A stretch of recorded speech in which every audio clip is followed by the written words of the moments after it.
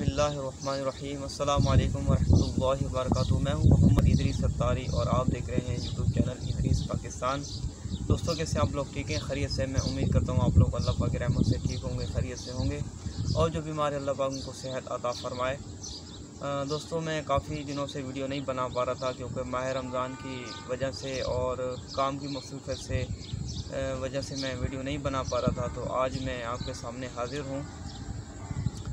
तो दोस्तों, आज हमारा जो मौजू है वो ईद के बाद जो मामलात होते हैं, जैसे शैतान आज़ाद हो जाता है, उसके बाद गुनाहों का सिलसिला बढ़ जाता है और अल्लाह पाक हमें अपने हिफ्ज़ व अमान में रखे। तो बिस्मिल्लाहिर्रहमानिर्रहीम अल्हम्दुलिल्लाहि रब्बिल आलमीन वस्सलातु वस्सलामु अला सय्यिदिल मुरसलीन जज़ल्लाहु अन्ना सय्यिदिना मौलाना मुहम्मदन सल्लल्लाहु अलैहि वसल्लम व अहलु। फरमान मुस्तफ़ा सल्लल्लाहु अलैहि वसल्लम, क़यामत के दिन वो लोग मेरे ज़्यादा करीब होगा जिसने दुनिया में मुझ पर ज़्यादा दुरूद पाक पढ़ा होगा। फरमान मुस्तफ़ा सल्लल्लाहु अलैहि वसल्लम, जिसने मुझ पर एक मरतबा दुरूद शरीफ पढ़ा, अल्लाह अज़्ज़ व जल उस पर 10 रहमतें नाज़िल फरमाता है और उसके 10 गुनाह मिटाता है और उसके 10 दर्जात बुलंद फरमाता है। सल्लु अलल हबीब सल्लल्लाहु अला मुहम्मद सल्लल्लाहु अलैहि वसल्लम वालो। दोस्तों, अभी माशाअल्लाह अल्लाह के हुक्म से आज माह रमज़ान का 29वां रोज़ा है और हो सकता है कि कल ईद हो जाए या अल्लाह पाक हमें एक और दिन अता फ़रमा दे। तो दोस्तों, हमें जो है ये कुछ घड़ियां रह गई हैं, तो इसमें हमें चाहिए कि हम अल्लाह पाक की बारगाह में इस्तग़फ़ार करें और अपने गुनाहों की माफ़ी चाहें ताकि अल्लाह पाक हमें आइंदा के लिए भी हिदायत अता फ़रमाए, नेक काम करने की तौफ़ीक अता फ़रमाए। दोस्तों, ज़िंदगी बड़ी मुख्तसर सी है और हमने उलमा कराम से सुन रखा है कि शैतान की चालें बहुत हैं और हम नहीं समझ सकते कि ये शैतान की तरफ से है या क्या है। तो दोस्तों, हमें चाहिए कि ये जो कुछ अयाम हैं इनमें हम ज़्यादा से ज़्यादा तिलावत करें, कुरान पाक की नमाज़ पढ़ें, इस्तग़फ़ार करें और अल्लाह पाक से ये दुआ करें कि अल्लाह पाक हमें इसी तरीके से 5 वक्ता नमाज़ पढ़ने वाला बनाए। माशाल्लाह से हमने माह रमज़ान में 5 टाइम की नमाज़ पढ़ी, उसके बाद माशाल्लाह रोज़े रखे, कुरान पाक की तिलावत की और माशाल्लाह से अल्लाह पाक की रहमत से अल्लाह पाक ने हमें बहुत मेहरबानी फरमाई है।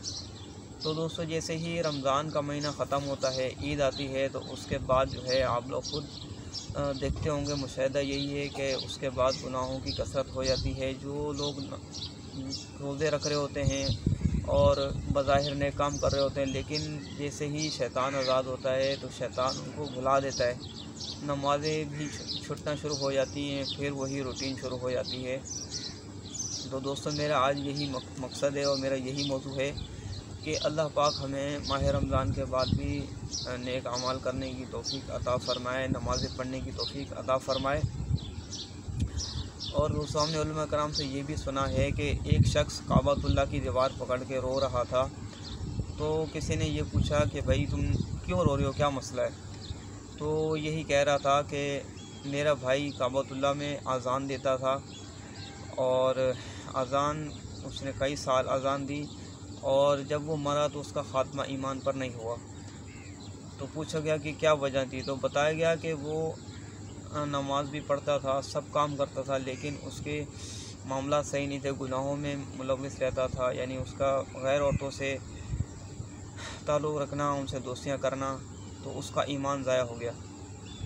तो उसका दूसरा भाई भी काबतुल्लाह को पकड़ के रो रहा था कि अल्लाह पाक मेरा ईमान सलामत रखना, मेरा ख़ात्मा ईमान पर हो। तो दोस्तों, शैतान जो है हमारा खुला दुश्मन है। कुरान में भी इसका ज़िक्र है कि शैतान तो हमारा खुला दुश्मन है। तो ये हमारे ईमान का दुश्मन है कि जब बंदा मरने लगता है तो ये ख़बीस उस टाइम भी आ जाता है और जब लोग मरने वाले को तलकीन कर रहे होते हैं कि कलमा पढ़ो, तो शैतान उस टाइम उस मरने वाले के सामने आ जाता है कि मुझे अपना रब मानो। तो बज़ाहिर ऐसा लगता है, लोग समझते हैं कि ये कलमे का रद्द कर रहा है, लेकिन वो शैतान का रद्द कर रहा होता है, क्योंकि शैतान कह रहा होता है कि मुझे रब मानो। तो दोस्तों, इसकी बहुत कोशिश होती है कि बंदे का ईमान सलब कर ले। तो दोस्तों, अल्लाह पाक हमें इस शैतान लाइन के शर से बचाए और हमें अपने हिफ्ज़ व अमान में रखे। दोस्तों, अगर ईमान बच गया तो सब है, अगर ईमान पर ही कोई मसला हो गया तो फिर कुछ नहीं बचेगा। तो दोस्तों, ईमान की हिफाजत करें और जो उलमा कराम से हम सुनते हैं कि इसके वज़ाइफ़ हैं, तो मेरी आपसे गुजारिश है कि आप हमारे शेख तरीक़त अमीर अहले सुन्नत बानी दावत इस्लामी से बैत हो जाएं। उसका फ़ायदा ये होगा कि हम उनके मुरीदों में आ जाएंगे और उनकी फैज़ बरकत भी हासिल होती रहेगी और शैतान से बचने का तहफ़्फ़ुज़ भी मिलेगा। क्योंकि हम उलमा कराम से सुनते रहते हैं कि जो किसी पीर की सोबत में रहता है तो वो महफूज रहता है शैतान लाइन से, क्योंकि शैतान का बस नहीं चलता अल्लाह के नेक बंदों पर। तो हम किसी नेक बंदे की सोबत में रहेंगे तो इंशाल्लाह उसकी बरकतें भी हासिल होती रहेंगी, गुनाहों से बचने का जहन भी मिलेगा। और दोस्तों, आखिर में फिर यही कहूँगा कि दोस्तों, हमें अपने ईमान की फ़िक्र करनी चाहिए। ईमान है तो सब कुछ है, ईमान नहीं है तो कुछ भी नहीं है। तो दोस्तों, हमें हुज़ूर नबी करीम सल्लल्लाहु अलैहि वसल्लम की सुन्नतों को इत्तबा करना चाहिए, उसके बाद हर वो अच्छा काम करना चाहिए जिसका हुक्म है। तो मिलते हैं नेक्स्ट वीडियो में। अस्सलामु अलैकुम वरहमतुल्लाहि वबरकातुहू।